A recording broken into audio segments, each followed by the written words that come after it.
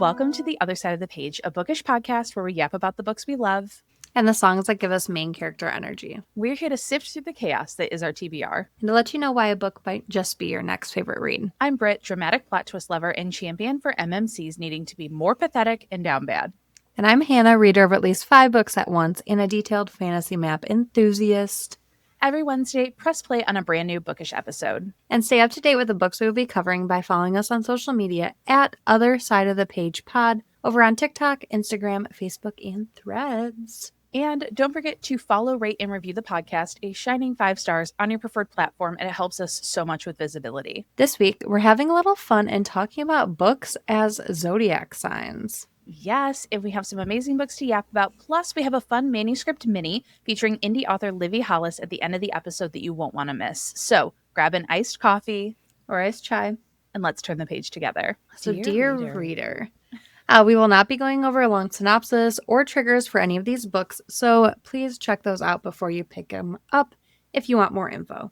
Yes, and we'll be doing our best to avoid spoilers, just talking high-level overview, but we may slip up, so apologies in advance for that. Yes. All right, so once upon a time, the planets, fates, and all the stars aligned. So there were so many Taylor Swift songs that mentioned stars, either in the lyrics or anything like that, but we just wanted to drop a little nod to the lyric in Mastermind because it felt like it fit really well. Perfect. Yes. And then you drew stars around my scars just popped into my head. 100%. Stars. One of my favorite lines that Taylor has ever sang, like specifically, it just scratches a little something in my brain. And then it makes me think of like the stars that she drew. Yes. And they're like so bad. I don't know if anyone's ever seen Taylor Swift draw a star, but they're not. It's not great. Not the prettiest stars. But also, please note that these are very, very generic traits for each sign. Yes. And if you get a book for your sign that you disagree with, we promise it's not personal. We're just having fun here. Yes. Like we took like the most basic version of like kind of a rudimentary, reductory version of each of the signs. So we're just having fun, guys. We're just here to yap and have fun. Mm-hmm. So first, before we get into the books, we obviously have to talk about our zodiac signs. Did I get yours right? Mm-hmm. Okay, cool. I did that from memory. So I was like, I hope this is right. Yep. So if you didn't know, we are both Scorpios, which is so much fun. We were born one day apart. One day. November 10th, November 11th. Mm-hmm. We love to see it. And what we love most about it is that our moon and rising signs are very different, meaning that we are extraordinarily similar and also polar opposites in so many ways. Why don't you go over yours? So I am a Scorpio sun, a Taurus moon. We got to have the earth in there. And then a Leo rising, have that little fire sign, which I think is why a lot of people are confused when I tell them that I'm a Scorpio. Mm-hmm. I could see that. Yeah. And it makes sense because Ryan's a Leo, and I feel like I have a good handful of friends that are Leos too. Mm-hmm. Why we get along for a lot of reasons, but correct. Makes sense. But yes. What about you? I think for me too, because I'm a Scorpio sun, Gemini moon, and Cancer rising. Because I think that's where people get confused too with me sometimes. Yeah, more of like the emotional, like because you have 2 water signs up in there, and also an air sign. I don't have a lot of air signs like anywhere in my chart. Yeah, I am mostly water, earth, and then a tinge of fire. Let me see if I have what air signs I have. Aquarius, Gemini, and Libra. I only have I have 2 air placements in my Jupiter and Saturn. Cancer, Libra, Scorpio, Sagittarius, Capricorn, Aquarius, and Gemini. Leo, Libra, Scorpio, Sagittarius, Capricorn, Aquarius, Taurus, and Cancer. We're going to have to... I don't know. You're going to have to either read my birth chart or we're going to have to get Allie from Vanderpump Rules over here to read this for us. But yeah, basically, like, I just think it's so funny that we could be literally born a day apart and have so many similarities and so many differences. And this is, again, if you believe in astrology and the Zodiac. I just don't know how, like, the moon can affect the tides but won't affect us. You know what I mean? Like, it has to. Also, people delusionally believe in a lot crazier shit. So... I didn't realize that you do have all the signs broken down for me right here. Thank you. I sure do. And did you see I color coded them? Yes. I mean, I know I'm a water sign, so I do know that. Yes, I do. I collect like my core group. I collect people who are Cancer and a handful of Leos. That's like my core one, and then Scorpios. So basically, I collect myself. Yep, and me. I was literally Cancer, like, Scorpio. like genuinely 3 of my closest friends are Cancers. Another one is a Leo, and then I have 2 Scorpios that are like my closest little circle. Yeah, that's just, man, what a journey. My daughter is a Gemini, so I feel like with my Gemini moon, it's like, when I say like I love you to the moon, it's like, she's my moon. Stop. I love that. All right. Let's talk about books, though. I was going to say enough about us yapping. We don't have, like, I feel like we haven't yapped in a minute. So now they just get to hear us. Yep. All right. So I'll start so that way you can do Gemini. Okay. So we are going to list off a couple of, again, very rudimentary traits about every sign.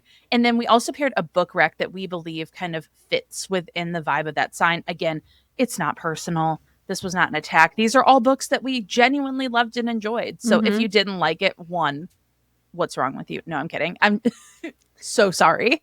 Give us an alternative. What did you think? Give us your alternatives. I like that. So we're going to kick things off with our air signs, and we're going to do Aquarius, which the traits are, they're innovative. They kind of march to the beat of their own drum, intellectual, progressive, but they do get easily bored. And so they kind of like, flip from thing to thing. And the book that I picked is one that Hannah has not read yet, but it is high on her TBR. And I request that everyone does the audiobook for this one specifically. And that is The Favorites by Lane Fargo. It just gave me very heavy Aquarius energy. Heath and Katarina together, but specifically Katarina gives very heavy Aquarius energy to me. So there's that one.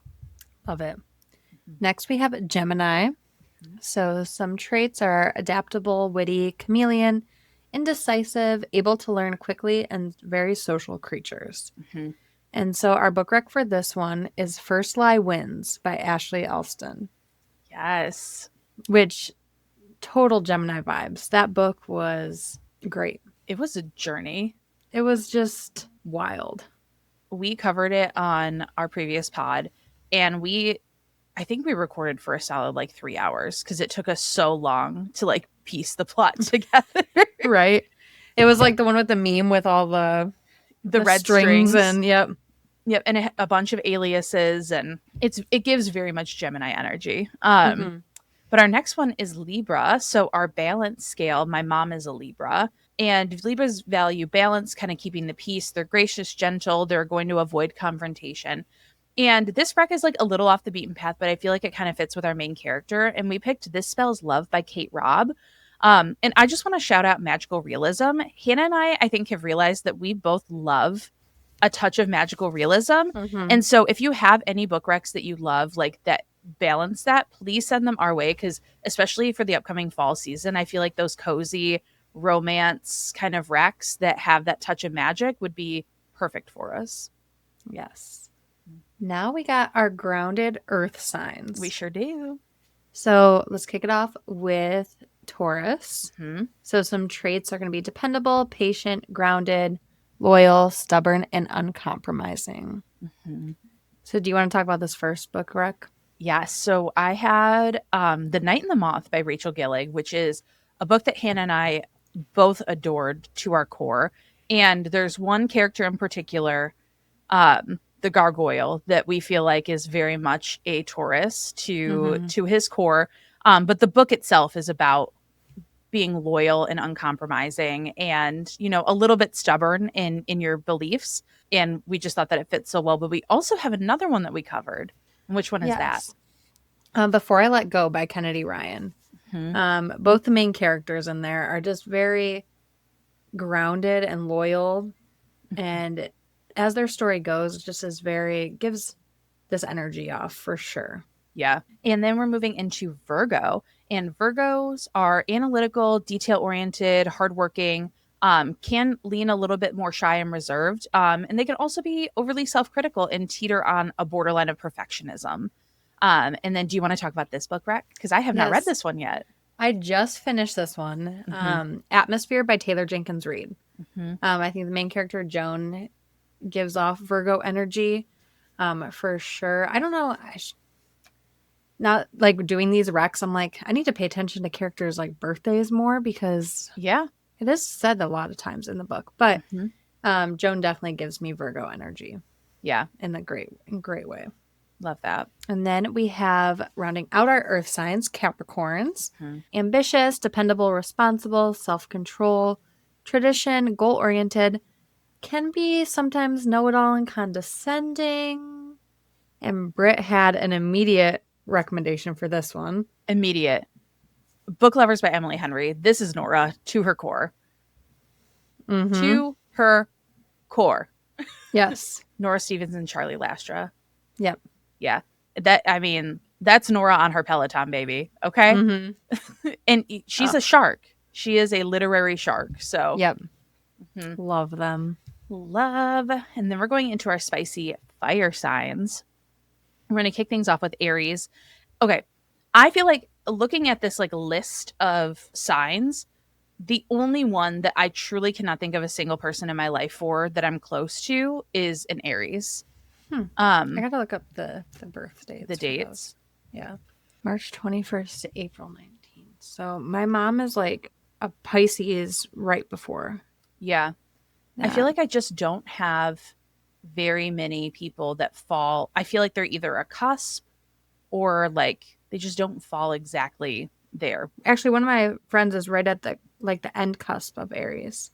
Mm-hmm. Interesting. Let me see. One of my best friends. I don't have anyone in here. Oh, 2 people. All right.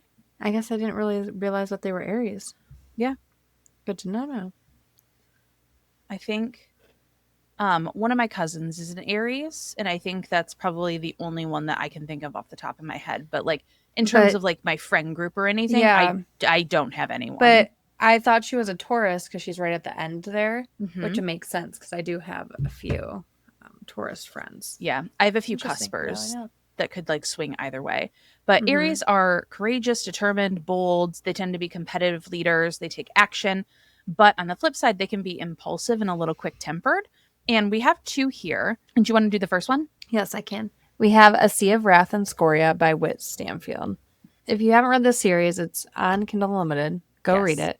Just such a interesting story. And the main character in that, Marin, is just so bold and like strong-willed and very headstrong and just gives off that energy. Yeah. And the other one that we threw in there just for fun, because we know a lot of people have a lot of feelings about this series, but guys, we love it. We're having a blast with it. And it's the Empyrean series by Rebecca Yarros. It's very much, it embodies like just the energy of the series as a whole. And we were in the camp that loved Onyx Storm. Come for us. We loved it. We had a blast. We did. Then we have our Leos. Charismatic, confident, creative, passionate, generous. Can also be self-centered and dramatic, which for you does partner well with like Scorpio. Yeah. You know, the dramaticness of it. Just a tinge. You know, I'm never dramatic about anything. You know, me neither. No, I definitely don't threaten to do things in a very dramatic and crazed way on a daily basis. Not very passionate and intense, and you know, just no, not at all.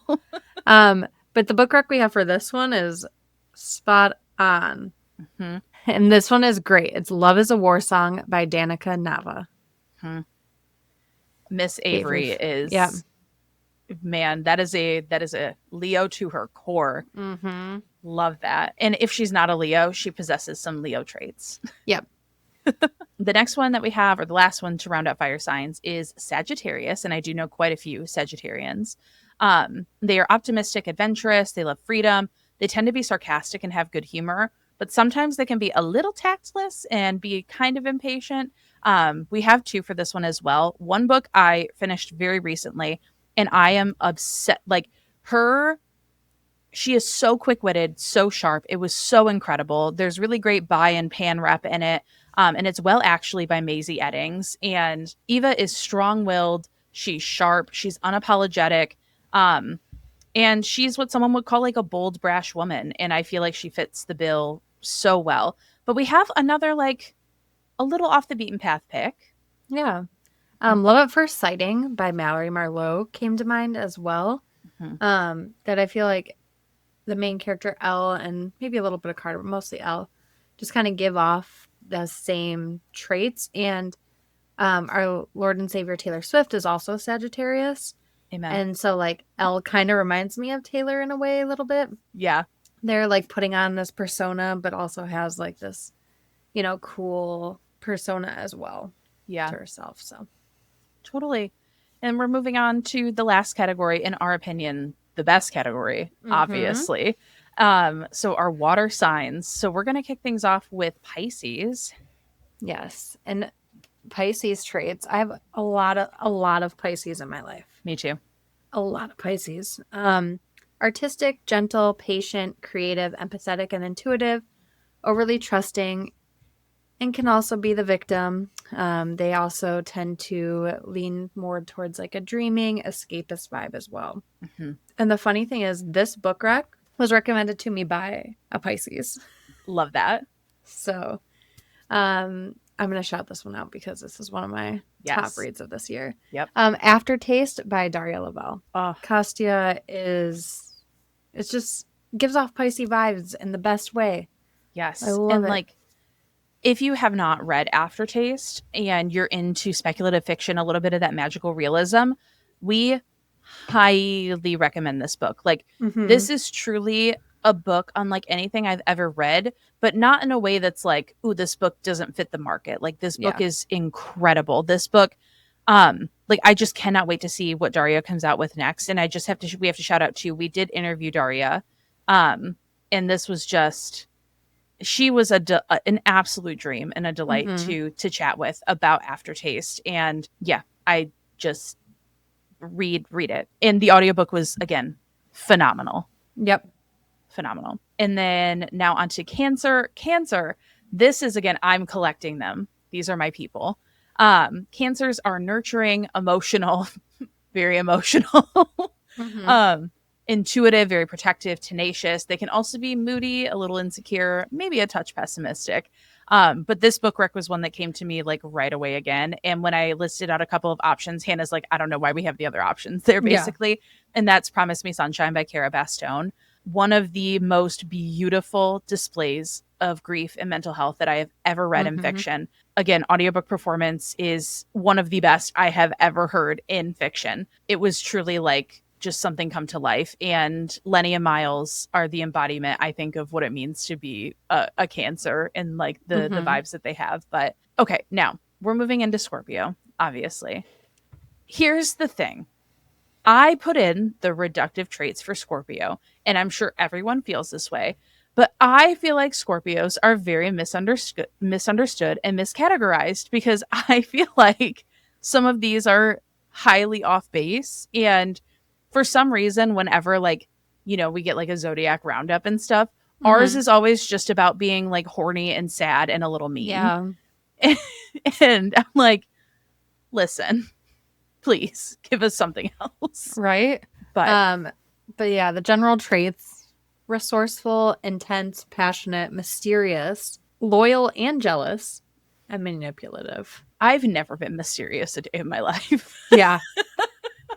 Never in my life. I can't think of a time I was either. Also, my other best friend that's a Scorpio, she is a certified D1 yapper, the captain of the yap team. She has mystery is elusive to her. Mystery is afraid of her. Yeah.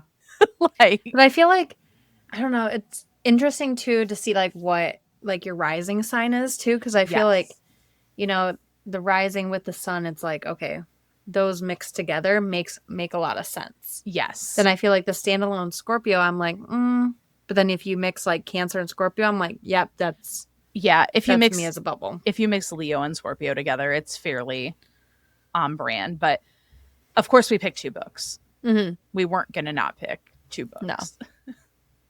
What's our first one? The first one is The Only One Left by Riley Sager.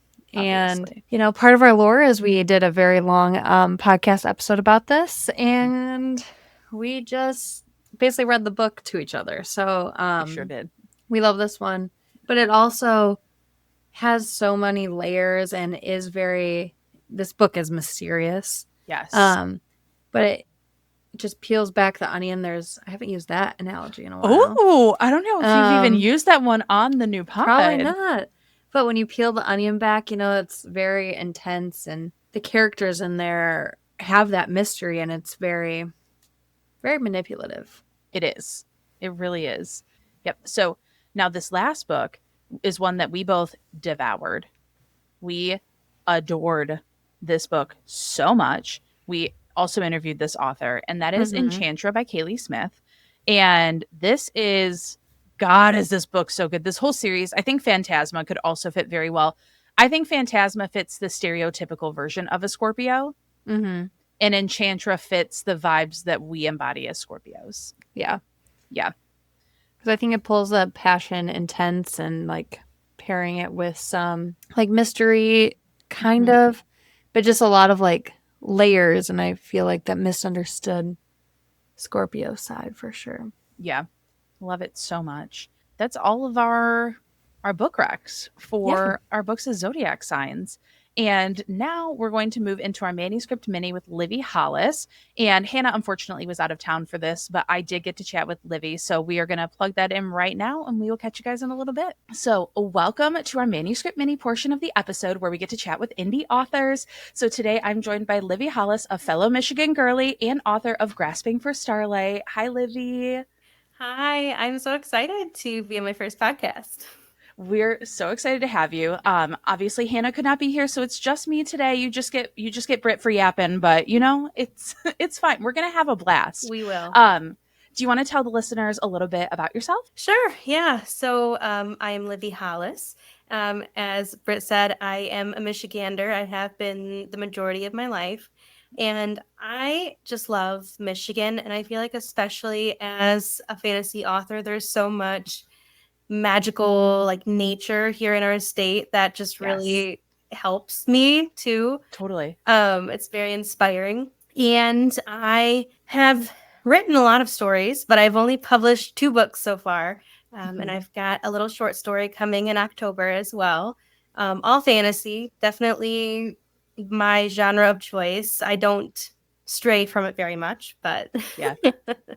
But yeah, I think that's pretty much the gist of it. I don't Beautiful. There's much else to say. That's so fair. And we are highlighting Grasping for Starlight because, as you guys know, you've been listening, this is our Books as Zodiac Signs episode. So we figured this was the perfect add-on.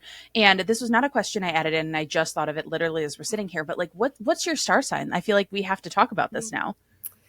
Yes, I am. Well, all my life, it's just Virgo, period. I was born in September. That's the thing. And then I was kind of diving deeper into it. And I believe it's like Scorpio moon, Taurus rising, and then Virgo sun or something like that. So love that. Yes. Perfect. Hannah and I are both Scorpios. I'm a Scorpio sun, Taurus moon, Leo rising. Got it. So we have a lot of fun there. I had to ask, obviously. It's our Zodiac episode. What was I thinking? Not putting this in the outline. But again, we are talking about Grasping for Starlight, which is a cozy fantasy. It was so good. And then I would love if you could summarize the book kind of in your own words for our listeners and let them know what it's about. Yeah. So that question, oh my gosh, every time I get asked it, like at a book event or what have you, I'm like, I have no idea. I don't know what my book's about. What did you literally no clue? Like, how dare you ask me what I wrote about? Exactly. But the gist of it is that this book is about a young girl, and her name is Mari, and she has a family curse. She kind of almost accidentally goes on this journey to the realm of fairy to try to break this curse. And when she's there, she kind of immediately learns that humans are not welcome. So she kind of picks up some unlikely allies along the way, including a overly helpful, though well-meaning, dark elf boy. And then also a broody, kind of insufferable, but beautiful, unseelie prince as well. So her journey takes her all throughout the realm. It's a big adventure throughout this entire beautiful world. and she learns a lot about the fae that live there. There's a lot of interesting creatures, a lot of dangerous situations. But as you said, it's pretty cozy. It's not like it's this giant danger filled, adventure. It's more like she's just learning about this beautiful world and all these beautiful fae. And of course, there's a little bit of romance in there as well. Yeah. It was so fun. And on the pod, of course, music is very important to us. So we would love to hear the song that you associate with your book, maybe some kind of playlist vibes that you have, brief explanation of, your song choice. Yeah. When you asked me to pick a song, I struggled so much to think of one, and I asked my husband, and he immediately said, "Oh, it's got to be A Change in the Weather by the Beths." Mm-hmm. We love that song. We love that band.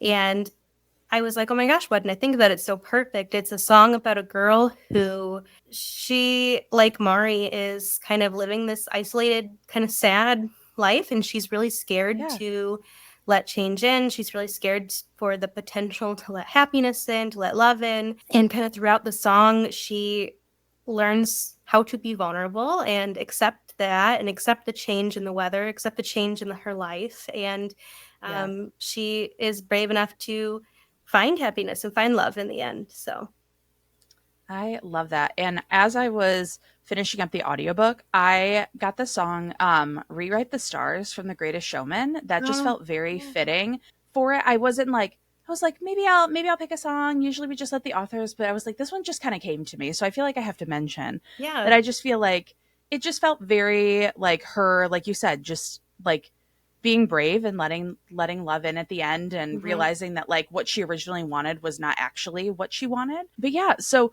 we're going to move into just some questions about Grasping for Starlight, your writing process, any other projects you're working on. First things first is really just what was the inspiration behind Grasping for Starlight for you? Yeah, this is kind of a two-part answer. I think one of my motivations was really just to write a better book than I wrote the first time I published. And that may sound a little silly, but my first book that I wrote, I wrote it really just as something for myself. I didn't write it with readers in mind. I didn't write it with the intent to publish it. I just kind of wrote it for fun. And I shared it with a couple of friends. And I'm like, oh, you should publish this. And I was like, okay, I think they were just being encouraging. But and it's a fine story. I still think it's a fine story till this day. I still sell it. It's In the Shadow of the Lark. It's a young adult fantasy. But long story short, it was just kind of for fun, and I wanted to see if I could do it. So it's not perhaps my highest quality content that I have. And so when I started Grasping for Starlight, I just really wanted to hone my craft, so to speak, and write a better book. And I think that I succeeded with that. I definitely tried to keep readers in mind, and I really tried to plan it a little bit better and use the different techniques that I learned in between, the two. So that was the first motivation, is just trying to consistently improve. The second inspiration behind it was really just this fantasy world that I came up with. The idea started with the world. And I thought that what a cool concept it is to have this entire realm just with a bunch of portals all over it, where all of the fae from all the different cultures, all the different places around the world just kind of lived in this big conglomerate. And then I thought, this world is so cool. What happens here? Like, who lives here? What are the characters? What's their adventure in here? Who are the gods and goddesses? Like, what's happening? So that's kind of where it blossomed from, is just I loved this idea of this world and I wanted to expand on it. So I love that. And then when it comes down to your writing process, I know you said you structured, did a little bit more work toward this one, but are you like a full outliner? Are you more of a pantser? Do you write on vibes? What is your kind of process? Yeah, I think that I'm at the stage in my writing journey where it's kind of an ever evolving process. Totally. I think that I definitely started out as a pantser, right? Like I just wrote I just kind of like took an idea and I just started typing and went with it. But I'm definitely learning that as you want to have higher quality, as you want to really write an engaging story, at least for me, I know it's different for everybody, but plotting can be a really useful device. And so I'm slowly becoming a plotting convert. And so yeah, I'm starting to write kind of outlines. It typically starts with just this big brain dump. I'll have an idea and I'll days, and then I just take an empty Word doc and I just kind of type out everything that's in my brain. It's just one big paragraph with no, like, sometimes there's not even periods or anything. It's just like one big brain dump. And then from there, I kind of use those ideas to start the plotting and deciding, like, where does this start? Because I usually kind of have these ideas of specific scenes somewhere in the middle or the end or whatever. And then I just kind of take it chronologically from there. Like, okay, I've got the pieces. Now let's connect the pieces. And and I just kind of write and draft. I think that drafting the first draft is the worst part. I hate it. I think it's so hard for me. You're a first draft hater? I am. Well, it's just, I think I think editing's kind of just where I come alive. I think it's the fun stuff. So, yeah. But for you, what has been kind of the most challenging part of the writing process for you with your books? Truly, I have other creative outlets, and so really just that self-discipline of finding time to write and then truly making myself write. And I think that might be part of why I dislike the first draft so much as well, is just because you really just have to get it out. You have to get out of your head and you just have to sit there and you have to write. And that's difficult for me for some reason. For sure. And the editing part, like, once it's already there, I have a basic idea of what the story is, then I can get into it and really pick it apart and chapter by chapter, But yeah, the self-discipline is something that I'm trying to work on. It's really hard, especially when it's not like you can't pour everything that you have into it. And especially because, like, in the creative space, like, it does take up energy that people don't realize. Like, you are already allocating so much of yourself throughout the day to so many other things, and to your family, to work, and to that. And like, to sit down and do that does require a lot of discipline. But kind of on the flip side of that, what's been the most rewarding part of writing for you? Maybe this sounds cliche, I don't know, but really, the readers. Yeah.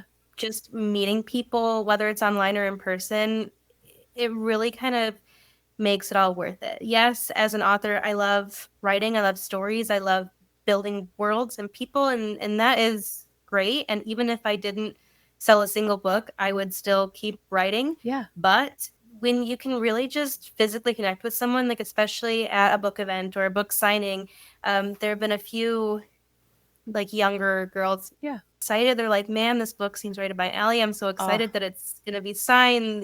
This is amazing that you've done this. And like, it just puts such a smile on my face. And then meeting people, even, just like you, just on social media, that share a lot of the same passions, and getting to know them. And it's just, that's really the best part, is the community aspect of it. Yeah. The community has been crazy. Like, we didn't expect how strong the community would be when we started the podcast. And the support from other creatives is really incredible, because I think everyone just knows like what it takes to pour into something like this, and just the respect for the craft and for people's stories. I love that so much. For Grasping for Starlight specifically, in terms of like the vibes, the tropes, we talked a little bit about it obviously when we, kind of gave the description, but can you tell people what to expect when they dive into Grasping for Starlight? Yeah. So I always kind of say it's a little bit of a lot of the things that fantasy readers know and love, right? Yeah. It's a little bit of magic, a little bit of romance, a little bit of adventure. It's got a lot of the tropes that we know and love. It's got that forced proximity. It's got the kind of the human fae relationship thing that I think we would all love. And kind of enemies to lovers. I wish I could think of a better phrase than enemies, because I don't know that our love interests are actually enemies, but there's definitely that animosity between them at first, that kind of like, I've heard, I really don't like you. I've heard like a loathe to love, like something like go, that. Yeah. I feel like that kind of fits a little bit. No, but they have a little tension. There's a little headbutting there. Yeah. But yeah, so it's got a little bit of the things that we know and love, and then it's also got just a few different twists in there to keep it interesting. So you're Beautiful. And then for any projects that you're currently working on, so you have 2 published works. Are you staying within the YA genre? Are you going to expand to adult or more like the new adult in the future? Kind of what are your plans that you have going on right now? Yeah, I do have. So Grasping for Starlight is a standalone. It's Yeah. always meant to be. It's just kind of its own book. But a lot of people really enjoyed the world and the side characters, Maylin and Leo. Yeah. And so I've decided to give them their own little story, their own little romance. Love so that. the short story that I have coming out in October is Yeah. going to be a companion novel. So it's still the world of Grasping for Starlight, some of the characters from Grasping for Starlight, but not necessarily a continuation of the book. Totally. So that's coming out in October. I'm really excited. That's going to be a Kindle, like an ebook. Yeah. And I was like, should I do a physical? But no, because it's going to be so short. It's about 6 chapters. So it's just kind of one of those quick read, cozy autumn fantasies. So I think that'll be really fun. Perfect. And then I have some ideas for like a kind of a dark fantasy short story collection. Yeah. With just a bunch of different little stories in there, ideas that I thought were cool, but maybe didn't necessarily work for an entire novel. I'm just going to kind of put them all in their own little short story. Perfect. I probably won't go away from that completely. Totally. But I'm definitely going to venture into the adult and a dark fantasy kind of stuff. Absolutely. No, I love that. I'm so excited for that little short. I feel like that's going to be the perfect, like you said, the perfect fall read, like perfect companion. So excited for that. And then speaking of reading cozy fantasy, quick question too. What are some of your favorite books and authors? I love hearing what other authors love to read. Yeah, so in high school, I think my fantasy loving really took root with books like all of the Shadowhunter books by Cassandra Clare, The Mortal Instruments, and things like that. Yep. Oh my gosh, I just love that world. And I still will read them. Yeah. Anytime she decides to write another one. And then also the Hush Hush, The Fallen, all of those like somewhat darkish kind of romances. I loved those. But I find that, as my life has changed, I just can't sit down and read a physical book anymore. Yeah. So I've been listening to things like Emily Wilde's Encyclopedia of Fairies. The Fairy Secret Society of Irregular Witches is another great one. Just those like really beautiful, cozy slice of life magic things. Yeah. Oh, and I just love the Travis Baldtree Bookshops and Bone Dust. I just finished that one recently. That was such a nice one. It's just, again, it's slow paced, but it's still got enough excitement in it that it keeps your attention. And the characters are beautiful. The world building is beautiful. So those are what I've been into lately. Love that. And then is there anything else about Grasping for Starlight or your work or anything that you want to talk about here before we move on to the kind of wrap up? I think I pretty much covered everything. Yeah, Perfect. it's been so fun. It's been so fun writing Grasping for Starlight. It was, the artwork that I have made for it really brought it to life for me. Yeah. I sell those with the book as well, like on my website and everything. And I think that really kind of is just another layer of bringing that magic to life. And it was the first book I ever hired like character artists for and things like that. So that was just a really fun piece as well that I think, as I mentioned earlier, it's just ever evolving, this journey of like learning more every day about writing and plotting and working with amazing freelancers, editors, artists. It's such a deep dive, being an independent author. Yeah. So many different facets to this passion, and there's so many different ways to express that creativity. It's just been a really fun ride. So yeah.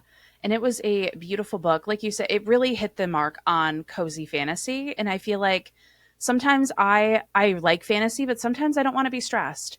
And it was nice to like, have those moments of like action, but I never felt like I was going to die while reading it. And the audiobook was so well done too, by the way. The audiobook was beautiful. Thank you. Yeah. Oh yeah. Heather Daniels, she did such an amazing job. She was recording the book chapter by chapter on TikTok live. Mm-hmm. And it would just make my whole day just sitting there during my workday listening to her read it. And what was so interesting too is, as you know, we write these books and we have to read them a bajillion times as we're going through and editing and changing. And so at some point you almost feel like you've memorized parts of it, right? Because you just go through it so much. But when Heather was reading it, it didn't even feel like the same book. I think she just added a life to it that only a human voice, a human storyteller can do. Absolutely. And so, I'm glad that you got to listen to the audiobook. I think that was really a great work of art. It really was. And yeah, Hannah and I are huge audiobook listeners too. It's just like when your life gets a little busy and you don't want to give up stories, it's the perfect way to fit everything in. So excited for that. So speaking of the audiobook, the actual book itself, where can readers find Grasping for Starlight, your first book, or any other works that you'll have coming out? Of course. So my website, livvyhollisbooks.com, it will have a way to purchase directly from me. So I only sell from my website within the US at this time. I'm hoping eventually I'll be able to expand, but if you are outside of the US, it's also available in a lot of online retailers. It's available through Barnes & Noble. It's available through Amazon. I believe Waterstones, which I'm thinking is a UK one. Yeah. I'm fairly certain. Yep. And so audiobook, ebook, physical copy, it's pretty much anywhere that you get your content. So beautiful.